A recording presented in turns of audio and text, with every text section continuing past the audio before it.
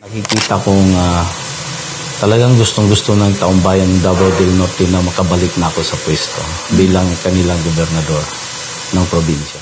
Wag yun migi pasagda dito, paglingkod yun ni Gob, nakita yun na mo ang mga project nga naabot sa amo eskwelahan, tulay, karsada, housing, tubig, kutob sa kanang magamit iya sa gobyerno nga gipanghatag na kuha gyud namo.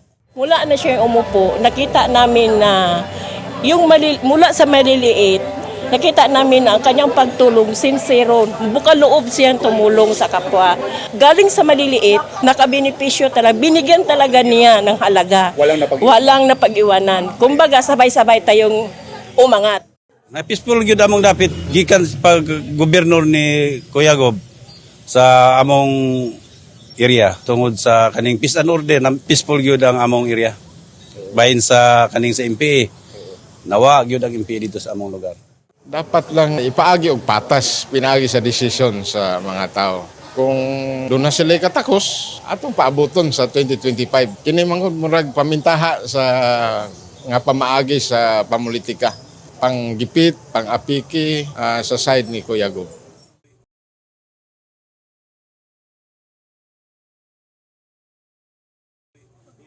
Mainit na tinanggap ng mga taga Davao del Norte si Governor Edwin Hubahib ngayong siya ay balik opisina na. Natapos na kasi ang 90-day preventive suspension na ipinataw sa kanya ng Office of the President at ng Department of Interior and Local Government.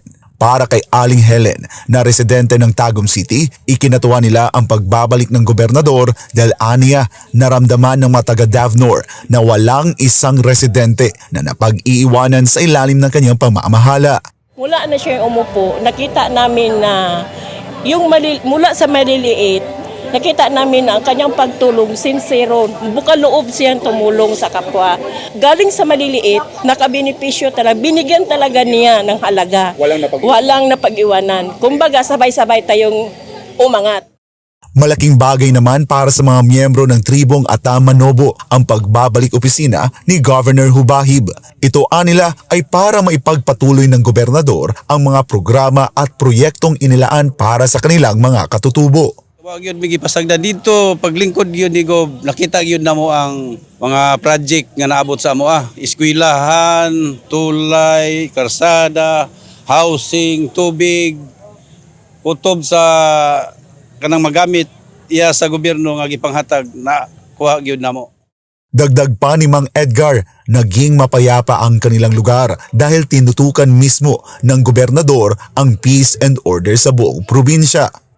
Na peaceful gyud among dapit gikan pag gobernador ni Kuya Gob sa among area tungod sa kaning peace and order na peaceful gyud ang among area.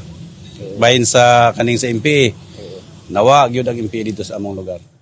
Hiling naman ng taga Davao del Norte sa mga nag-asam na palitan si Governor Hubahib, idaan ito sa tama at legal na proseso at huwag mamulitika. Dapat lang ipaagi og patas pinaagi sa desisyon sa mga tao. Kung doon na sila katakos, atong paabuton sa 2025. Kini mangod murag pamintaha sa nga pamaagi sa pamulitika. Panggipit, pang-apiki sa side ni Kuya Gob. Ikinatuwa ni Governor Hubahib ang mainit na pagsalubong sa kanya ng mga residente ng Davao del Norte. Nakikita kong talagang gustong-gusto ng taong bayan ng Davao del Norte na makabalik na ako sa pwesto bilang kanilang gobernador ng probinsya.